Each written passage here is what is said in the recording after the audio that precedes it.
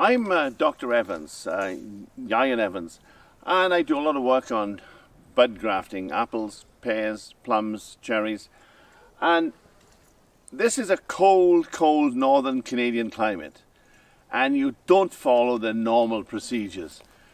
When you chip bud graft, you basal graft, so the graft is below the ground.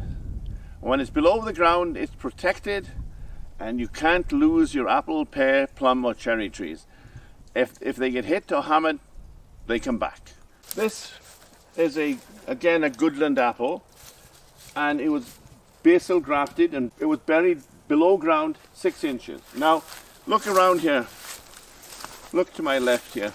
There was a row of trees here, all normally grafted. There was a tree every 3 foot. These are stumps of the stalks, the grafts. In other words, the apples died, and these are the stalks, the crab apples that came back. They all were conventionally grafted, 2 foot above ground. Everyone died, just the stalks were left, the old crab apples. So if you want to grow trees in this bloody cold Canadian climate at 40 below, your graft must be below ground to survive.